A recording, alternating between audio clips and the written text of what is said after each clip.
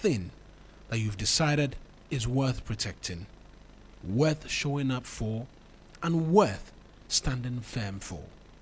Because if everything is negotiable, then nothing truly matters.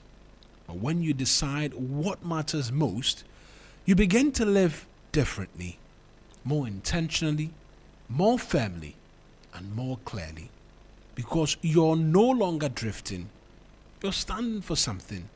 And in the end, a meaningful life is not built on what you admire. It is built on what you're willing to stand for. And that's our message this morning, kind courtesy.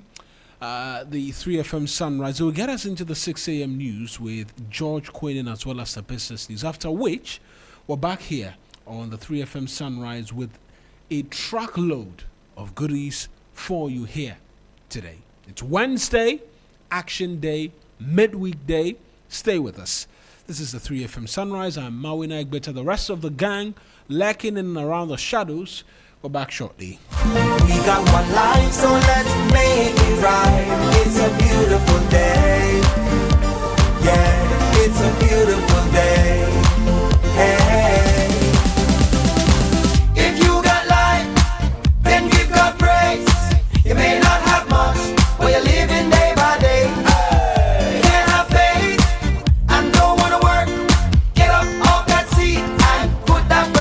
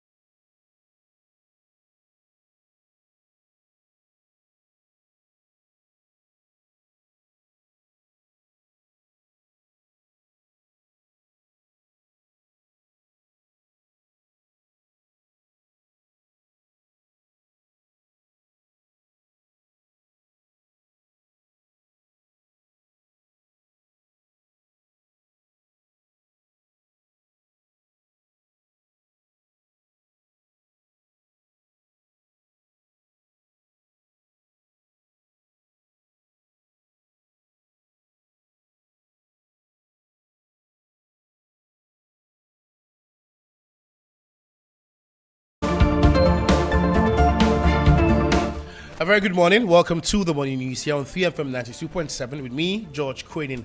And this very bulletin is coming to you live from our studio here at Adisawe Kanda. And we are actually bringing you across all the affiliate radio stations across the country. In Tamale, we're live on KESM 107.1 FM. Around the world, we're streaming live on 3news.com. My name is George Quinn. Top of the story is this very hour. Private legal practitioner Christian Mam Hesse says the legal tussle surrounding the prosecutorial powers of the OSP is a test of the laws of the country and corruption fight. Ghana wants to have the anti-corruption fight stand on its own, and whatever laws Parliament are coming out with, that laws must stand the test of time. Meeting between members of Ghana National Association of Teachers NAT in the Madina Denton Abokobi area and local authorities over attack of teacher and inconclusively. And government steps up efforts to strengthen drug safety across the country as policymakers push for the use of African data for medical interventions on the continent. We have details of these and more coming up shortly. Stay with us.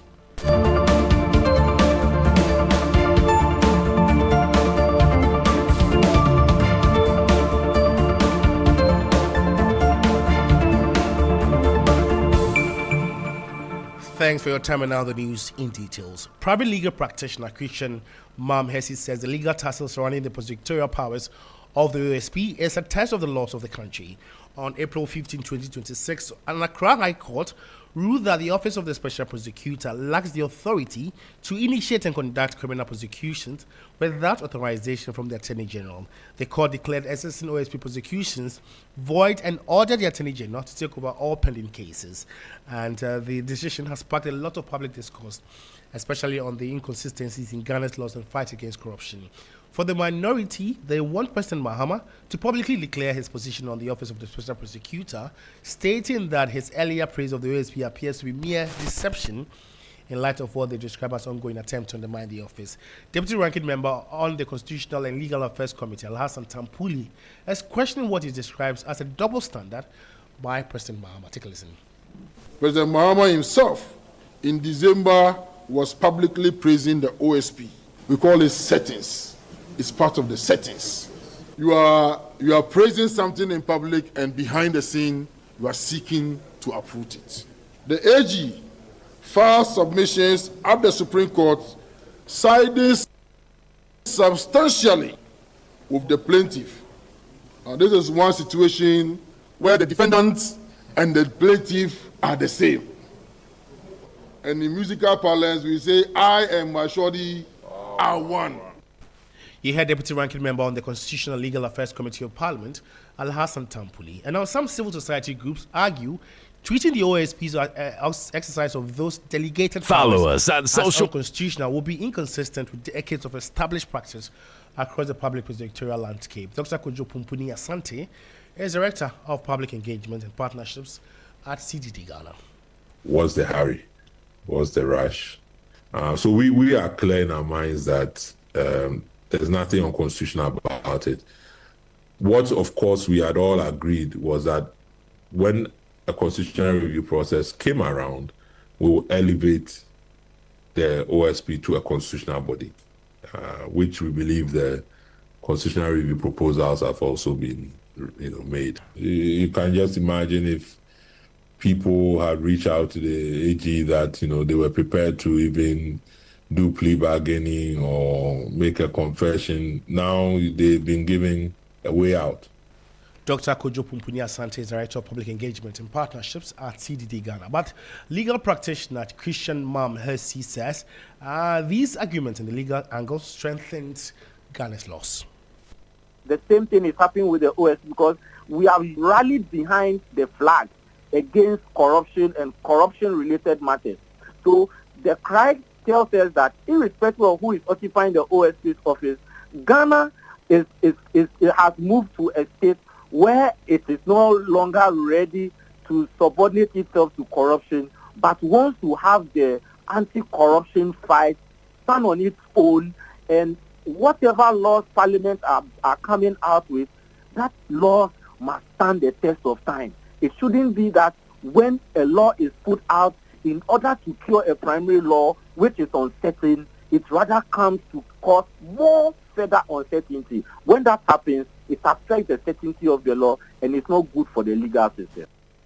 And you had, private legal practitioner Christian Mam Hersi. Away from that, and the Minister for Labour, Jobs and Employment, Dr. Rashid Pelpo, has reaffirmed the government's commitment to clamp down on illegal recruitment agencies operating across the country in the coming weeks. According to the minister, the move forms part of broader efforts to protect Ghanaian workers from exploitation, particularly those seeking employment opportunities abroad, while also promoting the principles of decent work. There's more in this report. At the official launch of the Professional International Recruiters Association Ghana, PIRAG in Accra, the Minister for Labour, Jobs and Employment, Dr. Rashid Pelpo, highlighted the persistent challenges faced by Ghanaian migrant workers.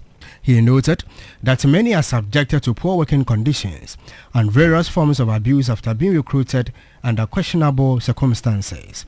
A 2024 report by Afrobarometer indicates that 61% of Ghanaians immigrate in search of better job opportunities. In response, the Ministry of Labour, Jobs and Employment is partnering with the Professional International Recruiters Association Ghana and ensure ethical recruitment practices. Dr. Rashid Pelpo is the Minister for Labour, Jobs and Employment.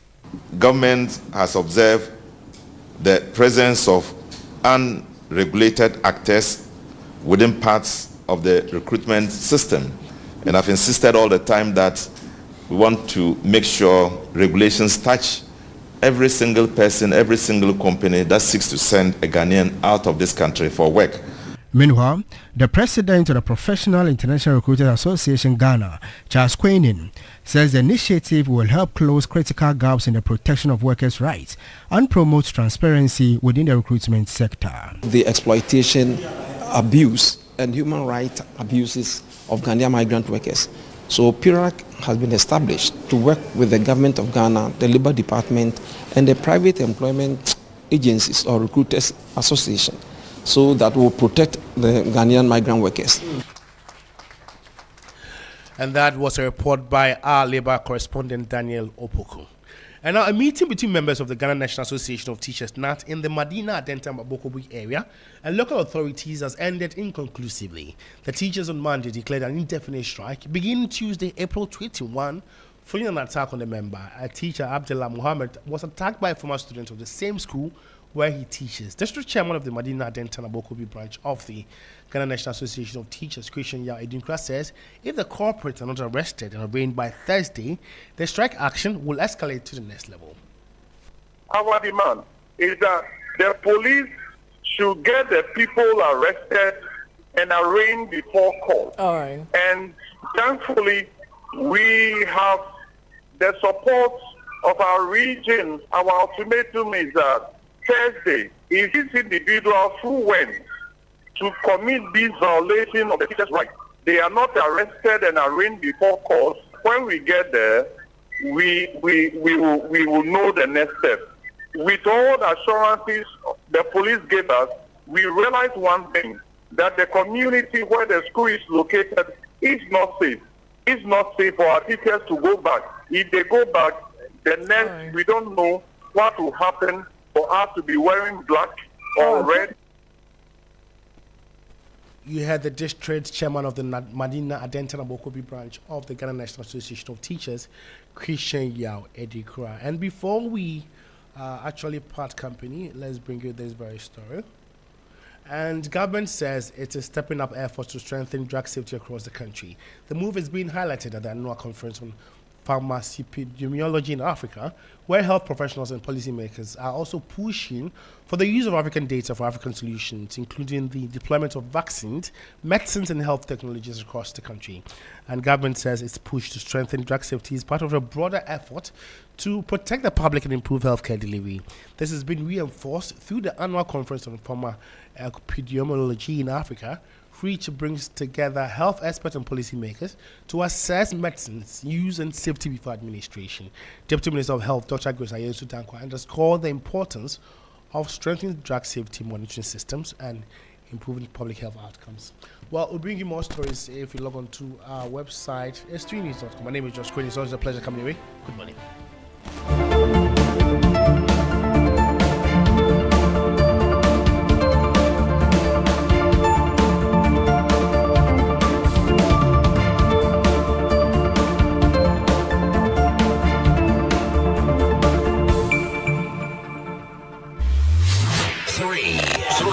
Three FM. Accra gets busy.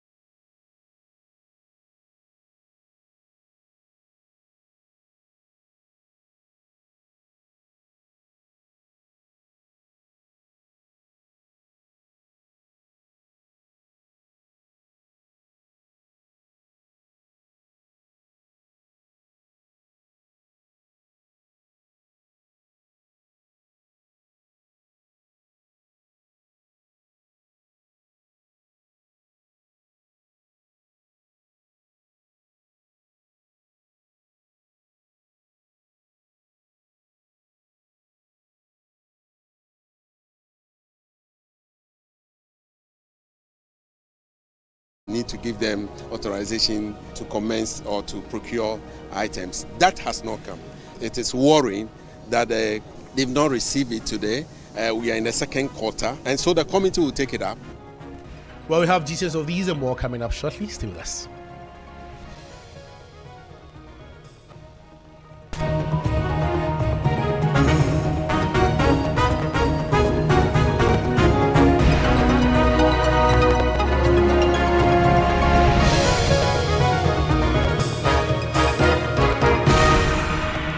My name is George Quinn. Let's bring the details of the stories. And Ghana's total public debt stock declined significantly at the end of 2025, driven by a stronger cedi, reduced borrowing costs, and improved fiscal discipline, even as governments increased short-term domestic borrowing to build financial buffers. This is despite a rise in domestic borrowing. There's more in the following 3 Business News Desk report. Ghana's public debt stock declined sharply to 640.99 billion cedis, representing 45.3% of GDP at end December 2025, down from 726.7 billion cedis or 61.8% of GDP recorded in 2024. According to the March 2026 Monetary Policy Report by the Bank of Ghana, the improvement was driven by cedi appreciation, increased amortization, and tighter fiscal discipline. Domestic debt, however, rose from 309.8 billion cedis to 333.8 billion cedis, largely due to increased issuance of short-term instruments as government builds buffers to meet its obligations. External debt increased in foreign currency terms on the back of new disbursements, but in local currency terms, it declined significantly from 416.8 billion cedis to 307.2 billion cedis, reflecting exchange rate gains and principal repayments on Eurobonds and multilateral loans. The central bank says the overall decline in the debt stock also reflects prudent borrowing, reduced financing costs, and a stronger primary surplus. And that was a 3 Business News Desk report on Ghana's public debt declining sharply to 45.3% of GDP despite rise in domestic borrowing. And meanwhile, the March 2026 Monetary Policy Report by the Bank of Ghana revealed that total revenue and grant for 2025 stood at 224.883 billion cedis, representing 16.1% of gross domestic product. The outturn fell below the government's target of 229.9497 billion cedis, equivalent to 16.4% of GDP. Domestic revenue, which accounted for the bulk of inflows, was recorded at 223.059 billion cedis, or 15.9% of GDP. This also missed the projected target of 227.275 billion cedis, representing 16.2% of GDP. The shortfall highlights ongoing challenges in revenue mobilization despite the efforts to strengthen domestic collection and reduce reliance on external support. And the Ghana Cylinder Manufacturing Company, GCMG, has disclosed that nearly 30% of gas cylinders represented for refurbishment under the cylinder recirculation model are not fit for use. Management cautions that the continued use of these faulty cylinders in homes poses significant risk to lives and property. Speaking to journalists after a tour of the facility by members of Parliament's Energy Committee, the Managing Director of GCMC, Abdul Rahman Monker Act, urged the National Petroleum Authority (NPA) to ensure the full nationwide rollout of the policy to strengthen safety measures. It has helped in bringing out cylinders that are not good from people's home to us for refurbishment, and we continue to encourage full participation, and also we plead to them if they are able to expand it to other regions. Currently it is being run in Accra, Kumasi and Tema, and so if it is expanded to other regions, I mean, it is going to help a lot, especially in terms of keeping our cylinder safe. Very soon we are going to partner with NPA to do full-scale public education on the cylinder recirculation model. So when you look at the cylinders that come here for the refurbishment, they usually come in batches. Sometimes they come and about 30% of them that come are not good, and they are not safe to go back into the market. And so if not because of the cylinder recirculation model, we will still have those cylinders sitting in people's homes, and that is jeopardizing safety.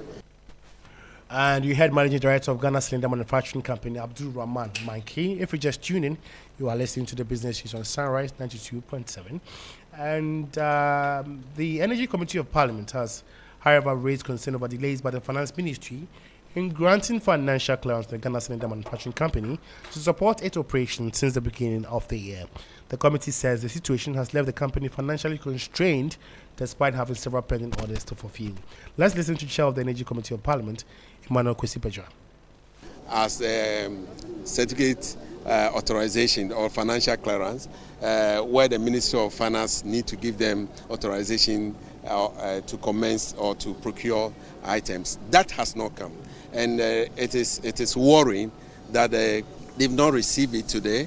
We are in the second quarter, and so the committee will take it up because they have orders. They need to meet those orders. They have commitment, and that commitment has also not been fulfilled. And so we are appealing to the Minister for Finance to release their commitment authorization for them to work, because look, this is a self-income generating institution. You don't need to depend on any finances from anywhere. If we retool them and give them that certificate commitment, they would have bought their materials, they would have gone ahead with the things that they need to do. That was the Chair of the Energy Committee of Parliament, Emmanuel Kwesi-Pedra. Before we part company, let's take a look at how the cedi is faring against other major trading currencies and how some of the key commodities are also faring on the global market. On the interbank foreign exchange market, the dollar is selling at 11 cedis 6 pesewas. It's gained 3 pesewas. The British pound is selling at 14 cedis 94 pesewas. It's gained 9 pesewas. The euro is selling at 12 cedis 99 pesewas. It's also gained 6 pesewas. However, be guided that these figures could be higher as a Forex Bureau name. On the global commodities markets, Brent crude is trading at $97.47 per barrel. Gold is trading at $4,708.72 per ounce, down by $111.94. Cocoa is trading at $3,308 per ton, down by $87.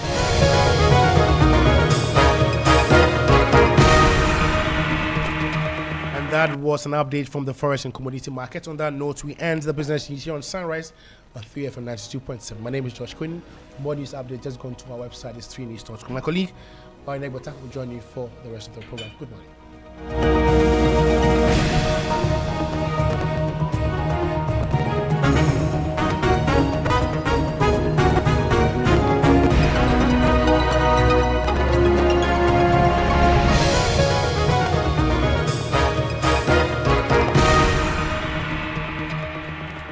And a big thank you to George Quaynin as well for helping us do the 6 a.m. news as well as the business news. And like he said, we're back on to continue for you from now till 10 a.m. with an action-packed show today.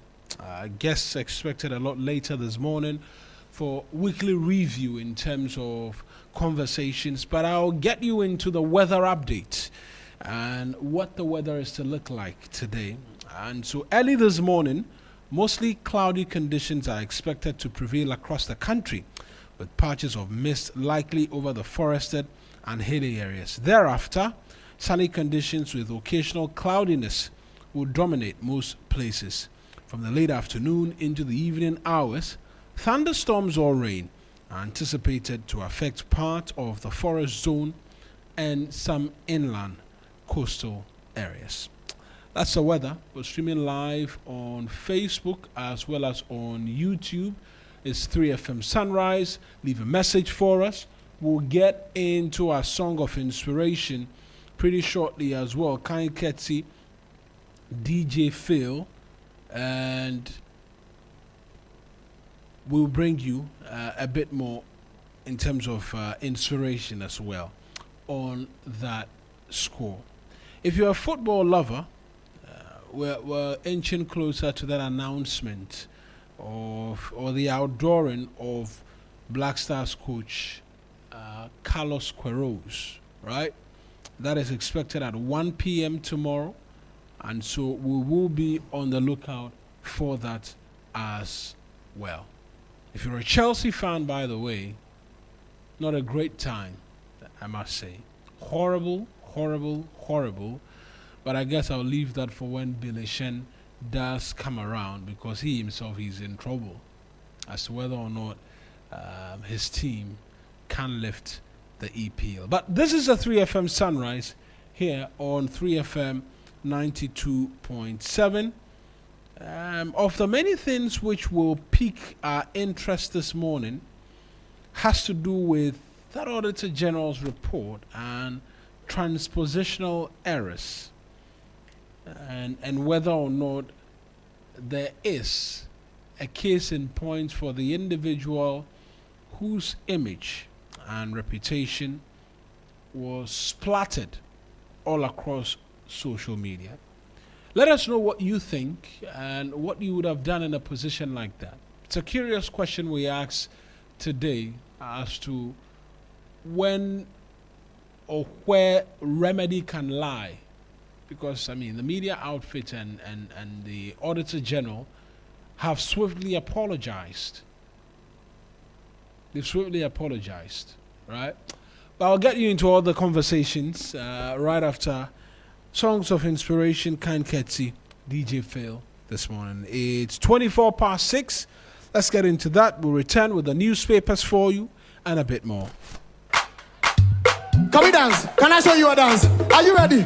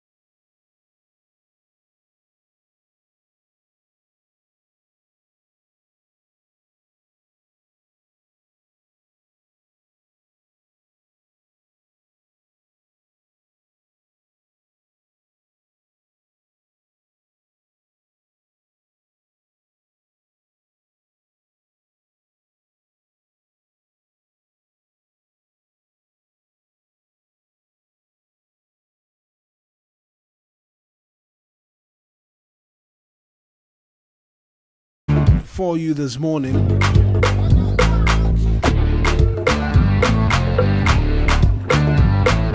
I will get into the newspapers for you pretty shortly. Like I've been saying all throughout the morning, it's midweek action. And so one that we're looking forward to in terms of all the conversations that we'll be having. And I'll entreat you to get onto our social media pages and share your thoughts as well with us. Energy. You don't feel the vibe. I don't feel the vibe. You don't feel the. The debate over prosecutorial powers of the office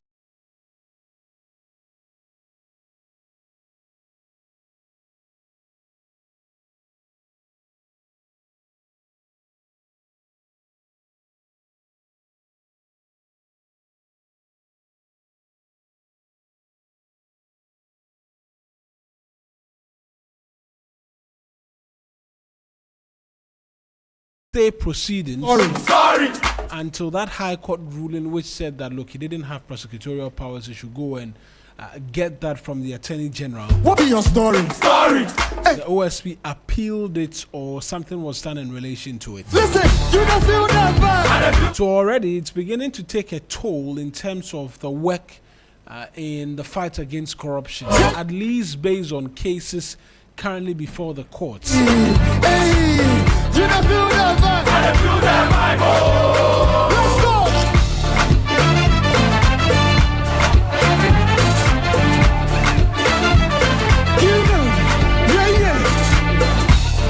So increasingly, that becomes a bit of a worry as well. And whether or not this could mean that, look, the person standing trial will then begin to use that as a basis to say, we're not being prosecuted right, or the person who is before the court doesn't have the authority and is in breach of the Constitution because they cannot bring up criminal summons against us without authorization. That's about what you go where, Baba. I think that's where all of this is going now, even as we await Baba God, he dey come through. He dey come through. All right. Don't give up. Think they inside. Oh, yeah. determination of that no adamte suit at the Supreme Court. You don't feel that vibe. I don't feel that vibe. Just for But a question of interest as well, and one that we're continuing to ask here on the 3FM Sunrise is, where are the Metro Mass passes? Why are they not on our roads? We need them on our roads as at yesterday. So why are they not on our roads and helping to ease struggles by the ordinary Ghanaian in search of commute to and from work? Where are the buses? Give them. And why don't we have them on our roads? Hey, let's go. Hey, go. Is there an explanation as to why? Go for mommy. Go for mommy. Hey, one leg to the left side, one leg to the. But the news center is in front of me and a host of other papers whilst the others come in. Hand me shoulder. Hand me shoulder. Hand me shoulder. Hand me shoulder. Are you ready? The news center leads with ECG in 3.46 billion cedis procurement, while report on 2,637 missing containers is hidden from the public. Go down low. Go down low. Hey, everybody down. So fresh procurement. Go down low. Go down low. After we were told that, look, you don't feel that vibe. We had bought items that could last us the next 10 years. I feel that vibe. We're engaged in fresh procurement. Say, you don't feel. It's an interesting republic. You don't feel that vibe. Government crippling OSP to weaken corruption fights. That's the claim of the minority. Ghana's economic future tied to local capacity. Baden is Moses Kwesi Baden is Junior is chairman of the Ghana CEO Summit. Lights on. And also, Gold Board pays 86,454 cedis bill for 10-year-old's brain tumor surgery MTN Ghana wins Ookla Awards for fastest mobile and fixed network, and government added 24 billion cedis to domestic debt in 2025. Give me.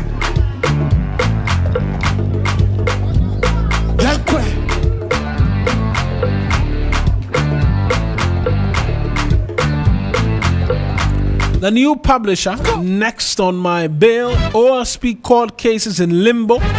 Mustafa Hamid trial stop. Minority demand urgent action.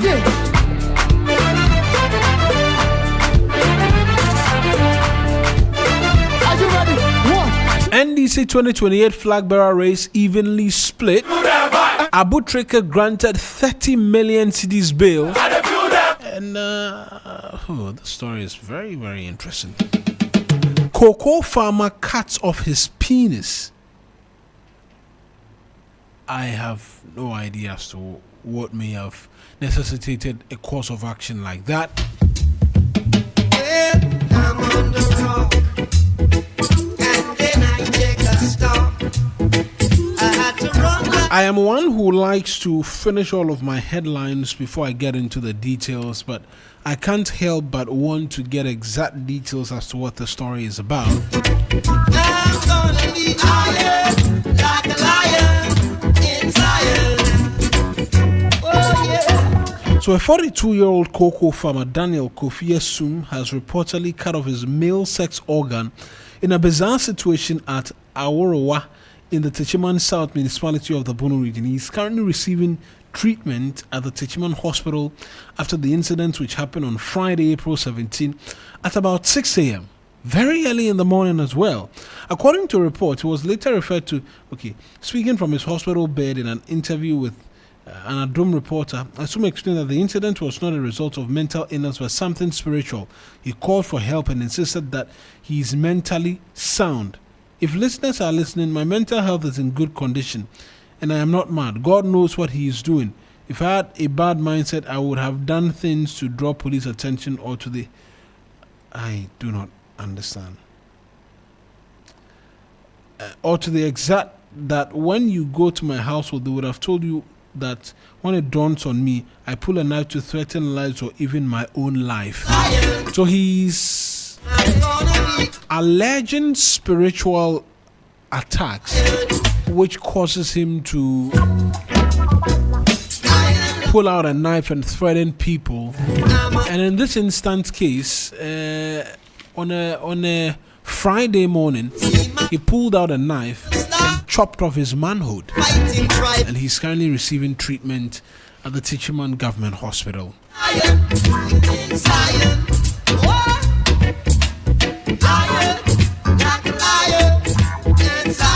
The Daily Times, CTR cries foul over foreign takeover, alleges failed job promises by authorities, demands government intervention.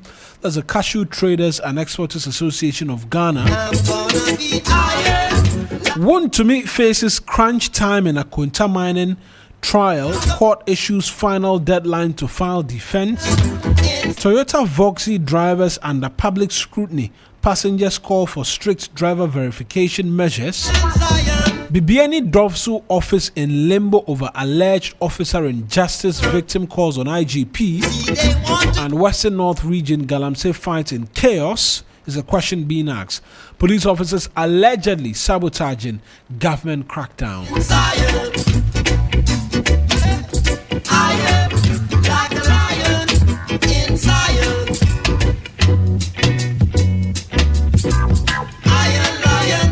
The Daily Post, Ricker donates 1.18 million cedis medical equipment to Ghana Medical Trust Fund. OSP was born as a political tool for NPP, that's according to Eduji Tamaklo.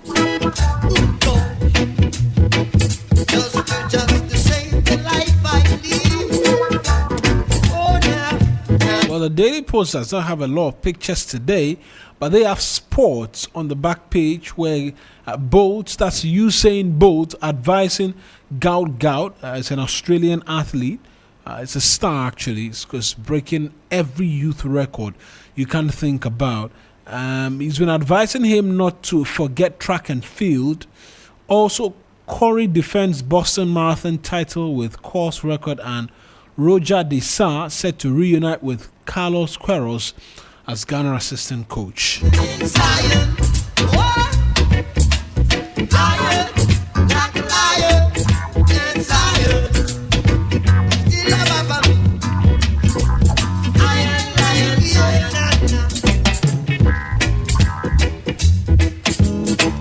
The custodian, next on my bill, NDC bigwigs jostle to succeed Mahama. Asiedun Ketia, Julius Serra lead in tight race according to APL polls. This APL almost sounds like Adisa production, Adisa Productions polls. Anadompre provides water for 5 communities in Nsawa Maduejri.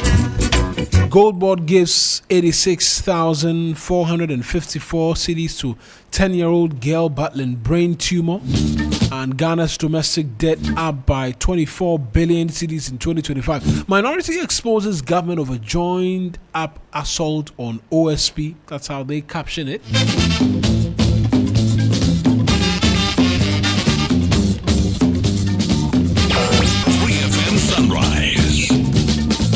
Onto the online portals.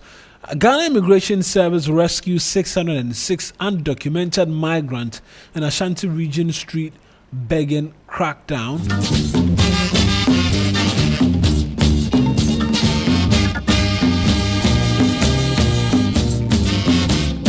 GES releases funds for 2026 WASI practical financial relief for parents and schools.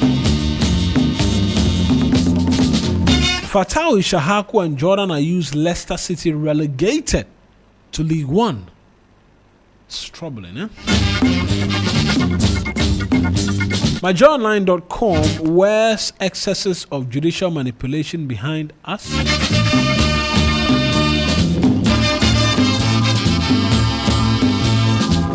OSP was not established to be independent. Inusa Fusheni is saying this.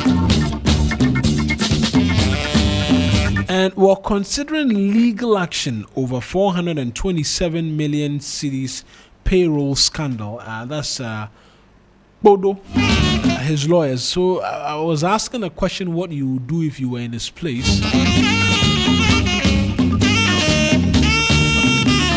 So over 30% unsafe cylinders uncovered under cylinder recirculation module or model. It's not a module, it's model.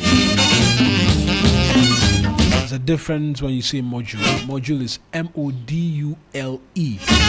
Model is M-O-D-E-L.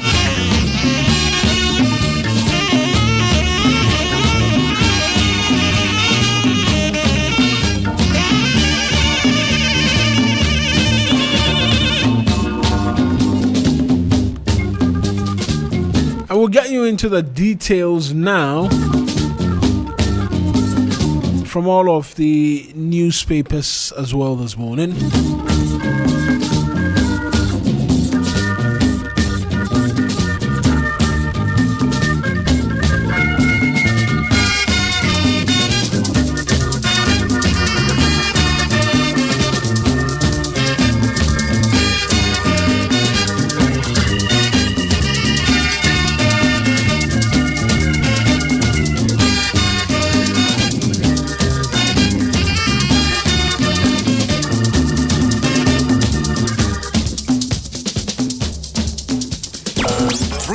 Sunrise. And a good morning to Johnnie Hughes as well. Charlie. How you doing? I'm well. Hope the night was restful. Well, I'm greater than Accra. Happy to be here, alive and well. Yeah, Wednesday borns. That's right. We're special. Today's very special. DJ Phil is a Wednesday born yes. as well. Are you a Wednesday born? Yes, I am. Yeah, of course. That's why.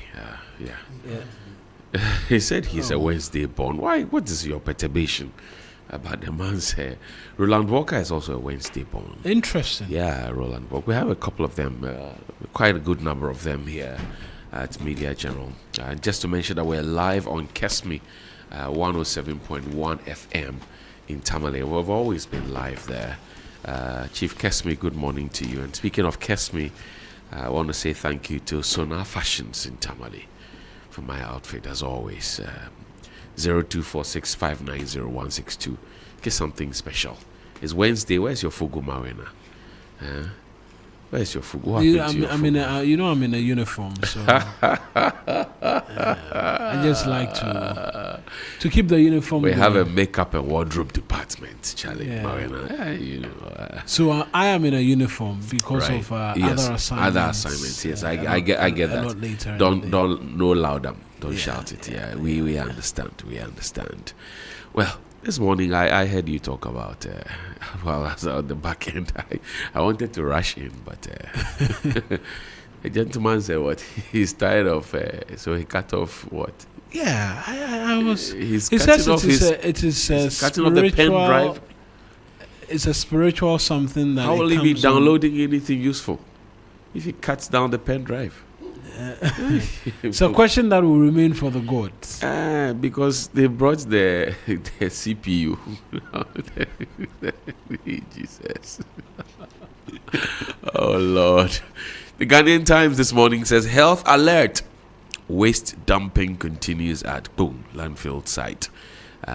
Despite closure warning. Court of Appeal dismisses Wuntumi's second bid to halt mining trial. 3 assemblies failed to account for 533,810 Ghana cedis at the PAC Public Accounts Committee hearing in the Ashanti region, Kumasi. Revoke Health, Heath Goldfield's mining contract. CACA urges Lands Natural Resources Minister. On the back page, health sector media collaboration key to closing public health gaps. Dr. Amesia, closed footbridge at Kanishi. Pedestrians traders demand traffic lights. Well, I thought they may have created an Ampere way for them, especially there's some zebra crossing, but they say that's not enough. Mayor Kpakpalute of the EMA, good morning to you. He's doing some great work as well. The mayor's doing some great work, insisting on what has to be done. The Daily Graphic, that's Ghana's oldest newspaper. Yeah, longest. Sylvia Inkum named first National Bank CEO. Revolving rubber fund. Outgrowers evade repayments for 20 years. Banks, industry players petition ministries to revive the scheme. And Ghanaian immigrants. Rubber fund. Yes. Ghanaian immigrants to benefit from Spanish immigration amnesty. Get fund releases 199.47 million Ghana cedis to settle free SHS and TVET arrears. And on the back page of that paper, that's the Daily Graphic, Southong MP launches Green Scholars Project Southong, and PPA upgrades infrastructure cost estimator tool. What do you have there? The New Finder newspaper. That's those are the latecomers. Yes, the Daily Guide and as well as the New Finder. I'll start off with the Daily Guide as well. Big banner story: tension over Adamu's mines. Assembly calls on minister to act. Comes with a picture of Angela Liss, who is the Adamu CEO, and Emmanuel Amakufibua. Also, Gold Board support 10-year-old brain patient. The Base Ghana first sues the Base movement. Base Ghana versus Base. You let me finish the headlines. And then they are splitting at the point of entry. Can you imagine? Base Ghana suing the Base movement. $8 million romance scam. Abu Trika gets 30 million cedis bail, and Get Fund releases 199.47 million cedis for free SHS TVET perishables. The New Finder is the last one in terms of all of the papers this morning. They lead with Ghana Posts or Ghana Post $3.69 billion in trade surplus early 2026. That sounds very positive. But we need to get into the details. If it's gold and oil that is leading, then it doesn't presuppose it's a lot of domestic production, which is creating a lot more jobs. And so perhaps we need a bit more in terms of the details as well. Prices of goods will not drop overnight. That's according to economists. Diaspora investment to drive 24-hour economy. Media partnership needed to boost public health awareness. Domestic debt rises to 333 billion cedis in December of 2025. Black Stars coach to be unveiled tomorrow. So let me start off in terms of the details with the base. Ghana first sues the base movement, because, like Johnnie says, point of entry cannot be the point of splitting up. Come on. So the story is by Gabriel Abdul Razak. It reads that a legal battle has erupted between two new political movements, the Base Ghana First LBG and the Base Movement, over the use of name and official items. The Base Ghana First LBG, which broke away from the Base Movement, formed by veteran Ghanaian actor Alexander Kofi Edu, popularly known as Ejako, is accusing the defendant of misrepresentation and unauthorized use of souvenirs and items, as though the two groups were the same. The statement of case filed before... so the case is actually before the High Court. Wow. Filed before a High Court in Accra says both parties were all members of the Base Movement, but they formed the plaintiff company due to controversies and disagreement at decision-making and procedural abuse at the executive level of the Base Movement. According to the Base Ghana First, the chairman of the Base Movement, which they are all national executive members, unilaterally suspended the activities of the association and all the leaders and further removed them from all official platforms of the defendant company. See, the political party is not easy to form. Small disagreement and you are already in court. This one, they failed before they even started. They failed before they even started. Is this the fourth force or the third force? We joke too much in this country. There are people who are also insisting that, look, that's supposed to be the wing that Mr. Kennedy Japan is bringing on. I don't know about that. Is it to give an impression that he has a big constituency that if they say on your marks, get set, he would use that to go and do negotiations? I don't know. Okay, maybe I was waiting for you to finish. I cannot say that. I don't know. I'm just asking questions.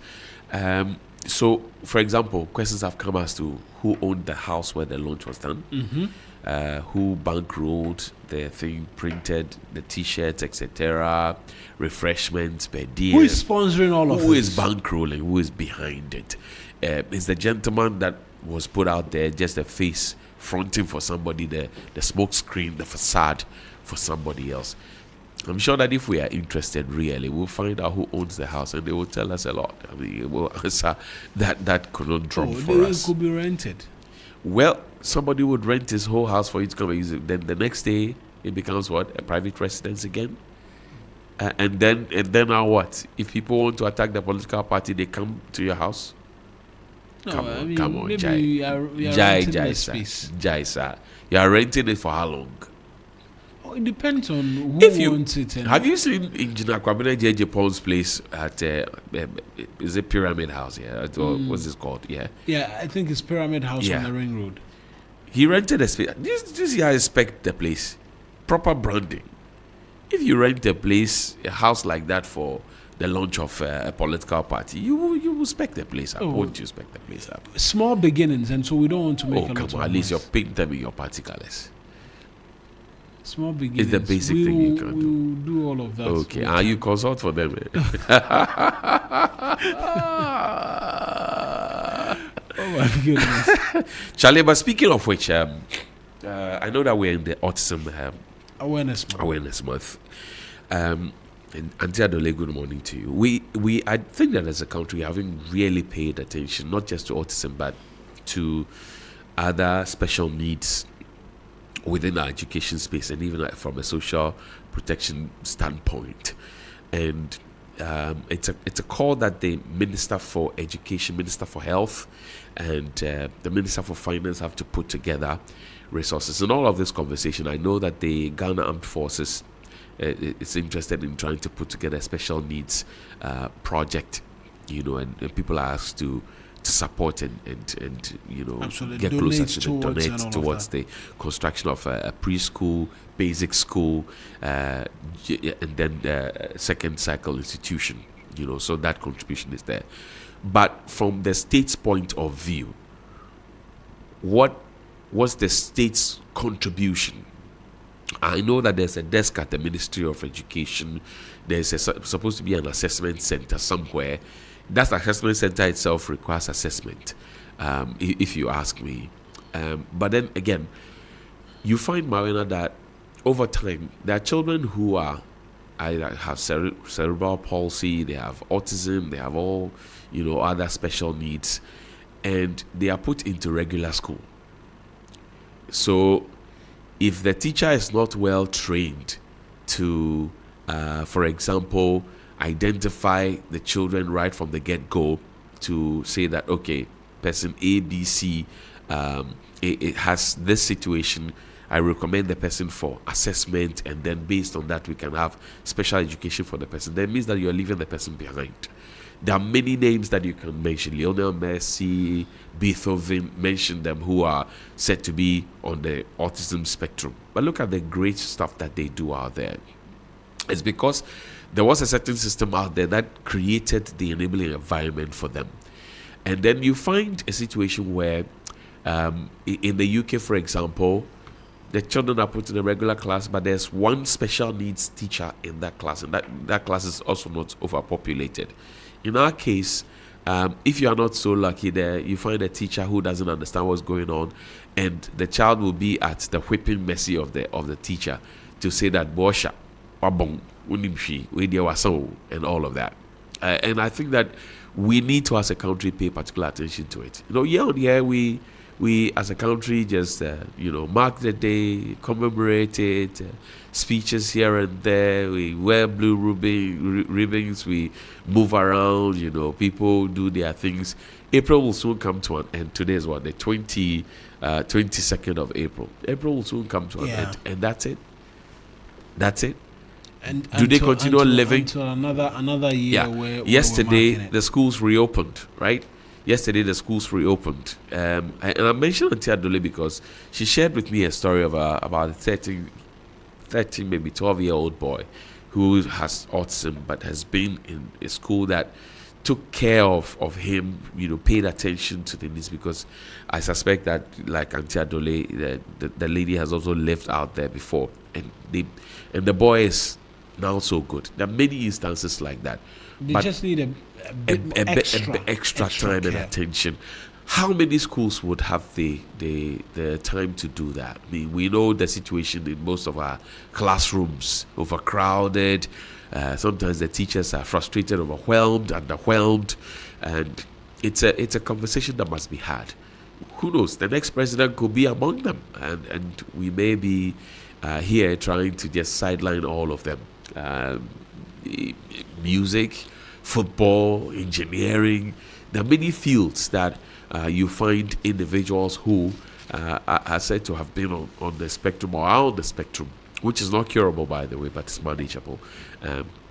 So this morning we want to make a passionate appeal that we pay attention to this. It's very important that we do. Yeah. Absolutely. It's a call that I will gladly be a part of in terms of helping provide a bit more in terms of support. There's a lot that can be done. Government, private entities, and what have you in this regard as well. But I'm going to take us back to the Daily Guide. Abu Trika getting 30 million cedis bill. So a high court in Accra has granted a bail of 30 million to Frederick Kumi, popularly known as Abu Trika, who's awaiting extradition to the United States over an alleged conspiracy to commit wire fraud and money laundering, targeting the elderly, estimated at $8 million. As part of the bail conditions, the court has ordered him to present two sureties who must be justified with landed property. The decision came as a much-needed relief for Kumi, who's been in custody since his arrest in December of 2025 through a combined effort of local law enforcement agents and their U.S. counterparts. His previous attempt to secure bail while the extradition proceedings was pending, failed. Multiple high courts refused all its applications filed by different lawyers. The Egbeta District Court on March 27 cleared the path for Abutrika's extradition to the United States to face trial for allegedly defrauding elderly men and women of millions. So it's been almost a month. That's right. Of back and forth, yeah. Trying to get him that bail. His counsel, Oliver Kavomawo, has been on social media as well. And he's been, but again, it raises questions. You know, we've been talking about extraditing people, and people asking when is the kind of redactor coming back, when is Sedinam Ationu, formerly of Maslow, coming back. We are thinking of giving Abutrika away to the Americans, but what do we get in return? And is it worth it? Any lessons learned for Abutrika? For many on the streets, if this is not properly explained to them, they might assume that this is the end. Yes, Abutrika is finally free. I remember that when he was first taken to the court and then remanded by the court and refused bail, you had people come up there and they didn't care what the facts of the in fact, there was a protest outside of the court. They didn't care what the facts of the case was. They didn't care what he said to have done or not done, the allegations, whatever, and how his lawyers were fighting the issues. They were just interested in him being released because they think that he's a breadwinner for many people. He takes care of the poor, the destitute, widows, young people, blah, blah, blah. He's a young Ghanaian who is trying to make ends meet for himself and all of that. I know the matter is in court, subjudication, so I won't go into all those conversations about how the money was made and etc. I would leave that for the court to discuss. I'm sure in future days when the court makes a final determination, we can have a further detailed bite on it. On just before we get into the Kodo conversation, you know, when we read the headline about the country posting trade surplus, I said it should be driven by non-traditional exports and yes, I've just got the details. So gold is the reason why, but it's an upward increase by 72.7% as compared to this time last year. Right. So means that we're doing something good. Yes, that's largely due to gold exports. And so last year at about this time, we had trade surplus of $2.14 billion US dollars. This year, we have $3.69 billion US dollars. What this means is that in terms of what we import and what we export far outstrips what we import by $3.69 billion. That means that will be a bit more in terms of forex for us, which can help us cushion against the depreciation of the cedi. But again, I will want for it. Yes, gold is great, but it will be even better if these were other items, a huge chunk of it being items like manufactured goods from here. Then it will mean that it directly creates jobs outside of the mining and oil and gas sectors and cocoa as well. We actually have cashew. I don't know why. You know, when this cocoa issue came up, I mentioned, and I was not so enthused. People are not happy with me. People are not happy with me most of the time because of things I say. They're lying you and eventually they come back to what I used to say. I've seen the conversation now, that some conversations that we had maybe 2-3 years back now coming up strongly on the media front. Some other stations picking them up as if it's never been spoken about. There's no advocacy that's been done about it. But we can understand. People always will be people. Now, we have paid too much attention to cocoa. Not to say that we are ungrateful to cocoa and to give cocoa farmers what is due them. But what about cashew? Cashew is big, right? It has the potential, and we know a lot of the cashew farmers there. I was in the north. They said, well, you would have to help us because we are not getting the needed attention. I remember Nashoko went there on election command center, one of those debates, community engagements, and she had the same feedback from the people. consistently, we seem not to have paid particular attention to them. Minor, did you know that even coconut is like a big cash cow? Because coconut has juice, coconut has the coconut flesh, coconut oil can be made from it. You have the husk that can be used for fuel, biofuel, and many other things that you can use coconut for. How have we as a country turned our attention to coconut? And coconut can grow almost any and everywhere in this country, depending on the species and how it's engineered. We have our CSIR here. They can do improved seedlings and put them out there.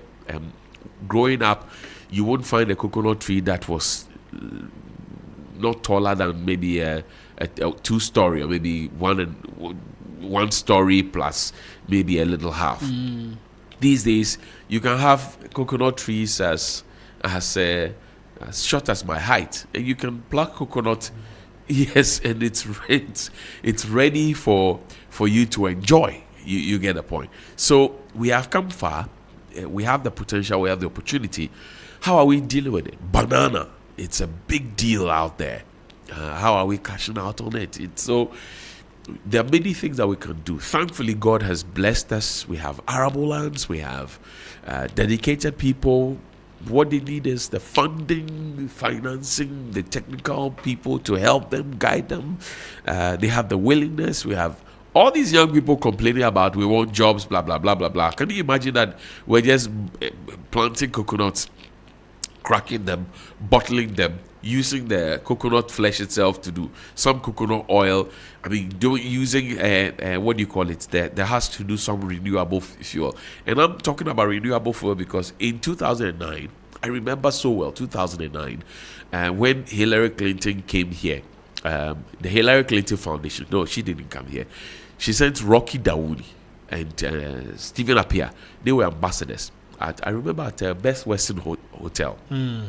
And at that place, they had a very important conference and exhibition, Rights Multimedia. I'll say good morning to you. When they were talking about fuel from coconut husk. And in fact, some countries, I think Namibia, Kenya, they brought fuel that they had made from, what do you call it? Fuel that you can cook. So instead of your LPG, those things were available. SNV had used human waste to manufacture charcoal, and all of that. Do you see our Japa coal-pots in town these days again? Rarely. The essence of the Japa coal-pot is to make you use less charcoal, right? And still get the same amount of heat and still even have some more heat after you are done cooking, because there's an earthenware pot that soaks the heat, and if you want to just fry your egg or something while you're finished, after you're finished cooking, you can just put it on there and it will do the work for you. Well, how we focus on just one or two things is a problem for me. Yeah, it's a problem. We can do so much more for that. I mean, you hit the nail right on its head in terms of the potential that awaits us as a people, and as a country. But I want us to get into that Kodo conversation. Transpositional error, yes. Retraction and apology. Kuzo, can you show us the details of the Auditor General statement and the points they make? And then I'll have us listen to Yawapia Latte as well, who is a partner with Deloitte on what or how such a mistake will come about and potential processes to clean the audit up. And so this is the Auditor General's statement, or the Audit Services statement, which says, as the Office of the Auditor General has noted with grave concern a media publication citing Mr. Frank Oliver Podo, a public servant, as having received an earned salary of 427 million cedis. So I'm not reading all of that. 427 million cedis plus. Right? Per the Auditor General's report on the nationwide payroll audit for the period January 1, 2023 to June 30, 2025, dated 20th November 2025. Now, we wish to state that the amount attributed to Mr. Kodo above was due to a transpositional error. The 427,995,661 relates to the Ministry of Education in respect of 3,476 unaccounted staff during the payroll audit. We offer our most sincere and unreserved apologies to Mr. Frank Oliver Podo for the distress and unwarranted public scrutiny this error may have caused. Interesting. It's sad. The gentleman had suffered a lot of public bashing. But you see, Mr. Podo's case, and let me reiterate that he has the right to take any action that he deems fit against the Auditor General. But you see, Mr. Podo's case is peculiar because prior to this transpositional error that was hung around his neck, and now the AG has come to retract and apologize and etc., there was a conversation about some pickup vehicles that were supposed to have been procured for election monitoring, which also came up at the Public Accounts Committee, which shotgun has not been put back into the sheet. Do you get it?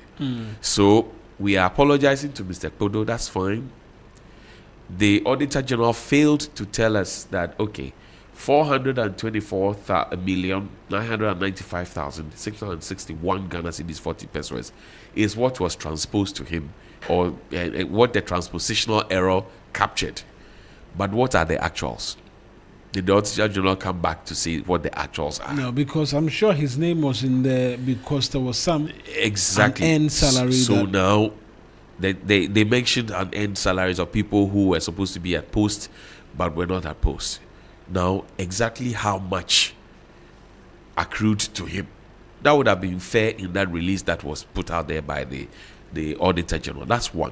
Number two, it raises questions also about the fact that people are not at post and are earning salaries. A similar situation that we saw in the Ridge Hospital matter. There was a similar situation we saw in the Ridge Hospital matter. When the issue started popping up, the RAF issue started popping up, we got to know that there were actually nurses who had quit their jobs, right, without going through the system to be properly released, and the hospital continued to be functioning. Because to be a regional hospital, you required a certain number of nurses, doctors, blah, blah, blah, blah, blah, to be able to function. And the kind of equipment, because the population that would be coming to you would have same for a district hospital and all of that. So now, Mr. Podo's woes were deepened because the first bullet that was shot relative to the pickup vehicles that were supposed to be for the election monitoring, where he came with the military top officials to the Public Accounts Committee, has not been properly concluded. In fact, was he recommended that he should be put out there before the courts to answer why? You get the point. All of that conversation has not been done. And then now you have this one. It behoves on the Public Accounts Committee to be able to come to us to tell us that, look, thus far, this is what we have found, because the whole exercise is supposed to bring clarity, not confusion. Clarity of how much of our taxpayers' money has gone into whose hands or has not gone into whose hands, and for which purpose or for what purpose, and why, if it had not been used for the purpose for which it was intended, had been returned to government chest or has not been returned, and what sanctions are applying. So it is not about sitting on TV and shouting and saying that I am in charge, I have the full authority, and asking tough questions. The Public Accounts Committee must come with a lot of clarity, because feeding, accommodation, per diem, sitting allowance, all of those ones, and even the cost for the broadcast are taken care of by the ordinary citizen. So yes, sorry to Mr. Podo, and he has the right to go and do whatever he wants to do in court. I won't fault him for that. But then the principal question that also raises is this: how did the Auditor General of all people get it wrong? This is our Auditor General. If we are looking for the best and the sharpest Auditor General in the country, it is our Auditor General. You know, be so. At least Mr. Domilevo showed us the way. But how is it that we have such an amount slapped onto somebody's head? And this gained a lot of public outcry, right? And I'm saying that on the strength of the first one, which is why perhaps the Auditor General went back to look at it. Did they have a proper audit conference with Mr. Kodo to conclude on the issues, to say that, okay, Mr. Kodo, you have received 427 million plus. What say thou? Did they go to Mr. Kodo? And what was Mr. Kodo's response? It's a conversation that must be had, though. Absolutely. Because look, within the public eye, this man is a thief. And I'm sure that he woke up one morning only to see this. I can only imagine how his children were dealt with in school. Your father is a thief, your father is a this, your father is a that. How does the Auditor General intend to repair their damage? With a press release, an apology, a retraction? Is that it? Maybe the lawyer can help us appreciate. Good morning to you, Sixtus. Trust at all as well. Indeed, two of my favorite subjects have met, PR and law. That's why when you were talking about coal ports, Johnnie was talking about coal ports, I was standing there watching. But when you mentioned this, I came. Is there a remedy? Well, the facts of your question is throwing me off, but you answer that. So let me start from the facts of the retraction and apology in itself is a remedy. I'm not sure how much Mr. Kodo can do with the original information based on the development from the audit service that they have realized their mistake and they have come back to retract and apologize. But of course, any adventurous lawyer can still test the law on defamation on this matter to see whether, given the length of time within which the issue was out there and the deliberations it was actually all within 24 hours, but the thing really spread fast. It spread far and wide. Yeah. And so how swiftly the audit service acted in this matter may also be taken into account, that yes, you made a mistake, there was an error, and you immediately acted to correct the error. But of course, like I said, any adventurous lawyer can still decide to, stretch and test the limits of the law to see just how far the courts would accommodate him. But let me double back. I saw the statement and I kept asking. I'm not an accountant. I'm not an auditor. I have no accounting. The only accounting I ever did in my entire life is legal accounting. That's I'm not a CTO. I don't like accounting. I don't like numbers. If you say 1 + 1, I'll say 2. If you say 1 + 1 - 1 + 2, then cane me. You have confused me. You see that thing we used to do, mental. So I don't claim knowledge on this subject matter. But if you say transpositional error, what does it mean? Transpositional error is, it means a specific thing. The business people will educate us. You see, if you have 27 written as 72, if you have 25 written as 52, to transpose something. So that is when numbers are just simply switched. I take away the simply. Numbers are switched innocently. It is what we call an honest mistake. There was an honest mistake. So you intended to write 724,000 and you wrote 427 million. You get it. So transpositional error means something in accounting or in the business management sphere. If you say typo, what's that? Transpositional. Transpositional. No, I'm moving on to the typographical error. It also means something.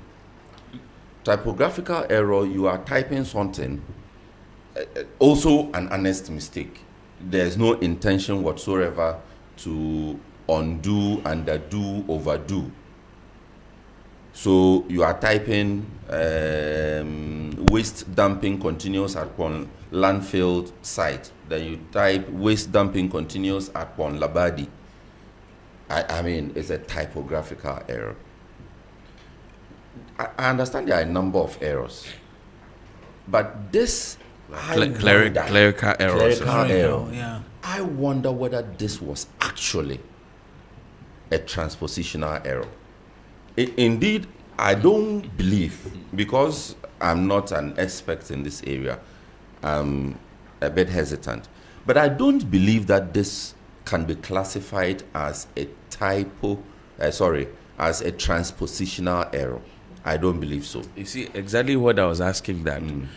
They have mentioned 427 million plus, which they say was a transpositional error.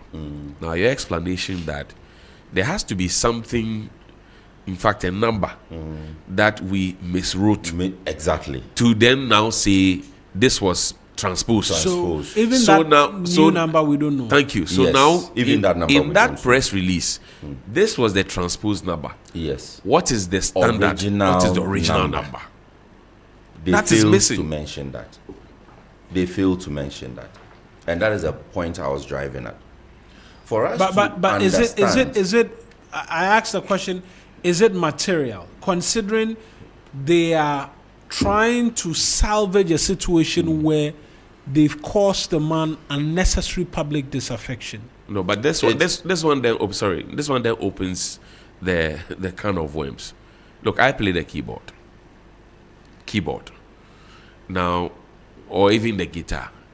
If you're using a capone, all right, on a lead guitar, you can choose a key C. That's what you know how to play. But then you use the capone to clip it and transpose it down like 1 or 2, steps, so that it gives you now no longer C, but you have moved to key D. Same with keyboard, you can transpose. So it moves you from one key to the other, either forward or backwards. So then the standard will be that, okay, you have chosen to play maybe key G on key F, right? So key G on key F means that you have to shift the transposition by 2 to the forward, to the front. So then you will be playing, somebody who doesn't understand or who knows may look at it and say, oh, you are playing key F. But then if somebody comes, maybe a trumpeter comes who cannot transpose his trumpet or his trombone, he picks it, he can tell that you have transposed from key F to key G. Now that transposition is not there. So that the integrity of the man, however they are trying to resolve it, has not been resolved. However they are trying to do it. And I'm saying I can imagine how his wife, his children, his church members, his former friends and current friends, his schoolmates, I'm imagining. How? So, Charlie? So you see, the fact is that you had the opportunity to correct an error. And I'm not seeking to speak to the mind of, be it the auditor who worked specifically on this case, the second eye who looked into it, the typist who typed out. Do we still have typists? Who typed? Some of the jobs are faded out. And telephonists. Do we? And I'm not seeking to speak to their state of mind at the point they were doing this. That's why I also stated that all of these are honest mistakes, meaning that the person did not set out to cause any injury. The person did not set out to hurt any reputation or to damage anybody's character. It just happened. And so we can call it an honest mistake and call on Mr. Podo to double down on, and don't be too excited about running under the cover of the law. That is what we can say. But it does not, it also exposes the audit service in a big and terrible way. You asked the question about the materiality of the figure. Was it a figure?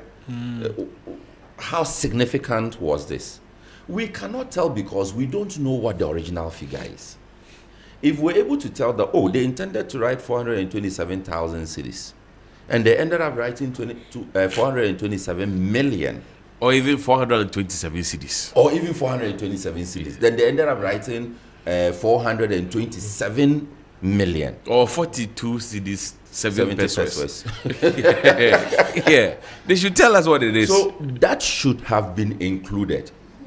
That we know that this is what we set out to do, but we made a mistake along the way. So the audit findings, does the audit findings contain the actuals? Or, and which would mean that it was in the typing process that the error occurred. Or the audit findings itself does not have what should be the actual. In which case we'll now begin to question the expertise of the auditor who worked on the job. But even in any of those cases, we still cannot say that they set out to do Mr. Podo in, because this